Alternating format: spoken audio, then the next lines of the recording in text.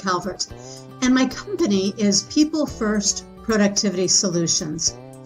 Admittedly, a long name, but it's no accident that the word productivity is a part of that name. Productivity is something that is really important to me. I value it, and I have always favored the activities where I can be productive in the work that I do. I suppose I come by this honestly.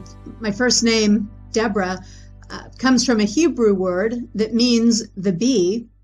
And so I am sort of like the bee, buzzing around, always very, very busy, but only with the activities that give me some sort of result when it's all said and done. And I think this is an important thing for managers to consider. You know, there are lots of ways that you can occupy your time, lots of encroachments on your time, lots of work that is not all that valuable, and it's certainly not productive. Well, your time is precious, and you shouldn't allow it to be squandered on those low-value activities. Becoming more discerning and looking for shortcuts and making sure that the choices you make help you to be both efficient and effective will serve you better. For me, productivity is something that I look for even in my hobbies. I don't use my spare time for some of the more traditional types of kickback activities. Leisure time is not something that really excites me. But I do have some hobbies that make me very productive in my personal life too. And I'd like to share one with you because I think it's a good metaphor that you can use as you evaluate how you're spending your time too. My hobby is gardening, but not just any kind of gardening.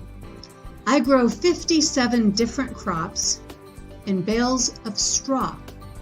Let me show you what that's like. Here they are, bales of straw. This year, I have 60 of them. I started a couple of years ago with 24, and we increased to 48 last year, and now I'm up to 60, and I grow 57 different kinds of crops in these bales of straw. I also have a few containers for gardening where I grow things in dirt, but mostly it's the straw bales. Let me tell you why I have straw bales for gardening.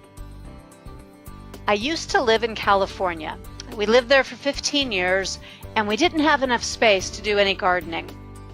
So when we moved back to Missouri a little over 3 years ago, I was eager to start gardening. I was excited to be able to get back to doing that.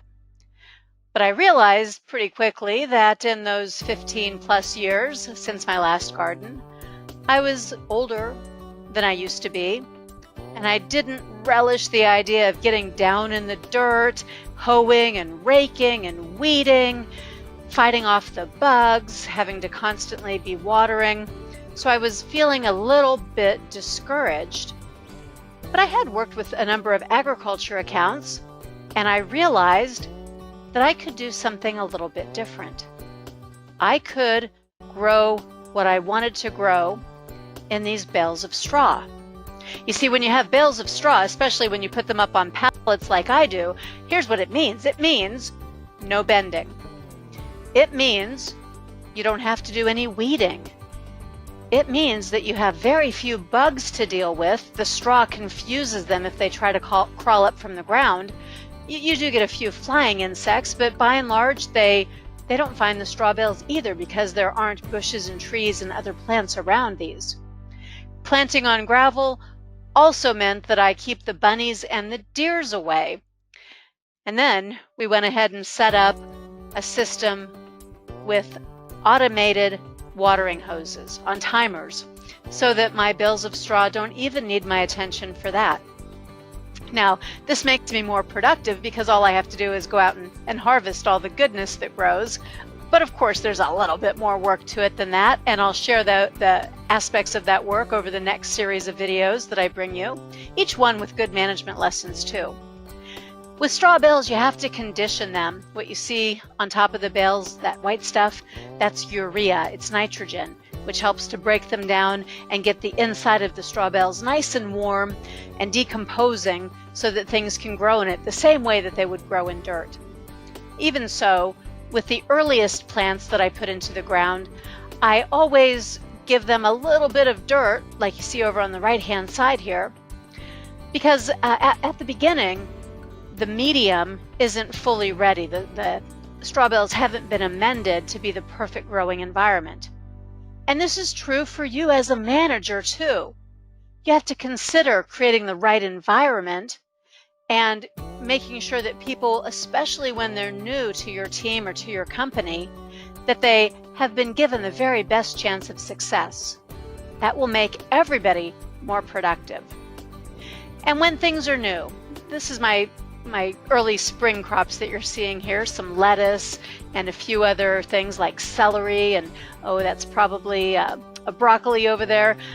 So the early spring crops, they require a little bit more attention. And you have to invest that time early on to help nurture the people on your team too. People will grow where they're planted if they're given all the right love, if they're given the attention, and if they're given the nutrients, and if you cultivate them so that they are able to grow and set deep roots within your organization. To be more productive as a manager, you have to think about planning and preparation and shortcuts to preserve your time so that you can use that time to do even more for the development of the people on your team.